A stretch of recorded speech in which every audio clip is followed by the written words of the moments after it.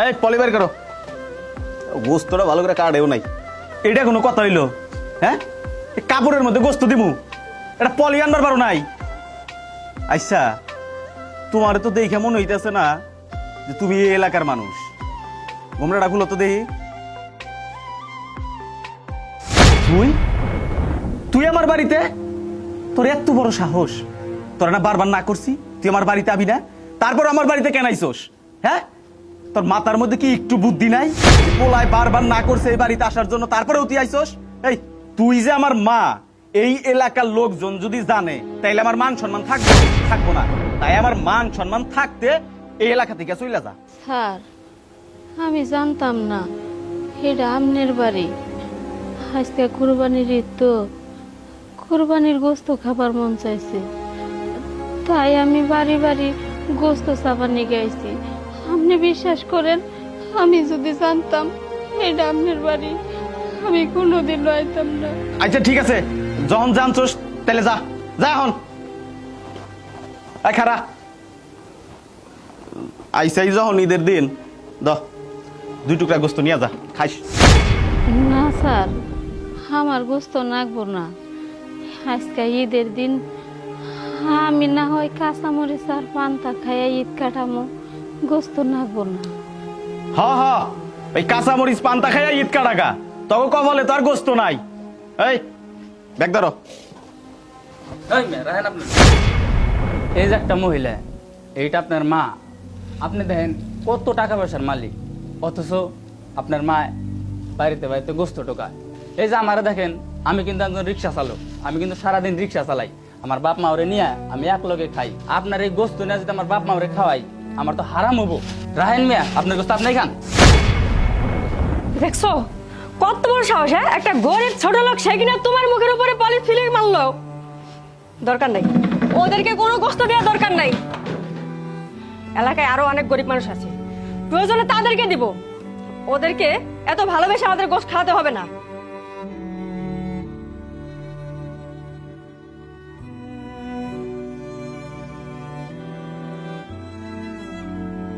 তাড়াতাড়ি আসো। আচ্ছা, তোমার কইছিলাম ওই করিমের বাড়িতে মাংস দিবার নিকে, দিছিলা কি? আরে হ্যাঁ, বাড়িতে গেছিলাম কিন্তু তারে পাই না। আবার কও কি? আচ্ছা ঠিক আছে, না ওই এলাকায় দিয়ে আগে তাড়াতাড়ি মাংস দিয়ে আবার বাড়িতে আসা লাগবো, বুঝো নাই? চাচি, কি হয়েছে আপনার? কান্দেন কে? ঈদের একটা দিন গাছে করে বইয়া। ভাজান, কান্দা ছাড়া আর কপালে কি আছে? আজকে বছরের একটা ঈদ, কুরবানির মাংস কত মানুষ খাইব, আমার ওরা খাইবার মন চায়, কিন্তু পাবো কই, দিব কেনা? আমি না এক বাড়িতে গেছিলাম, যায়া দেখি আমার পোলার বাড়ি। আমি যাই না হই না, যাই নাই রে বাজান। আমি যদি জানতাম আমার পোলার বাড়ি হই না, তাহলে আমি কোনোদিনও গেতাম না। আমার অনেক কথা শুনে দিছে, আমারে তো দেখশন করেই না। বৌনিয়া আমারে দিয়া বৌনিয়া চলে গেছে। আমি খাই নাকি না খাই, আমার খোঁজ দেওয়ার মতো কেউ নাই। চাচি, দুনিয়ার কি অদ্ভুত নিয়ম দেখেন, কারো বাবা মা নাই, আবার কারো বাবা মা আছে। যাহাদের বাবা মা আছে তাদের কাছে বাবা মায়ের কোনো মূল্যই নাই। এই যে দেখেন গরুর মাংস, আমি প্রত্যেকটা বছর আমার বাবা মায়ের সাথে ঈদ করতাম। কুরবানি ঈদ আসলে আমি তাগুলো কুরবানি দিতাম, একসাথে কুরবানির মাংস রান্না করে খাইতাম। আজকে আমার মা বাবা পৃথিবীতে নাই, তারা না থাকার কারণে আমি প্রত্যেকটা কুরবানি ঈদে না তাদের খুব মনে করি। আমার বাবা মায়ের কথা যদি মনে হয় না, আমার খুব কষ্ট হয়।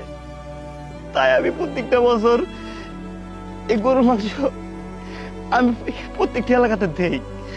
আমার বাবা মায়ের বয়সে যারা আছে তাদের আমি মাংস বিলিয়ে দিলে আমি খুব শান্তি পাই। সে আমার বাবা মা না থাকলে কি হয়েছে, ওনারা তো আছে, ওনারা খাইলে আমার খুব ভালো লাগে।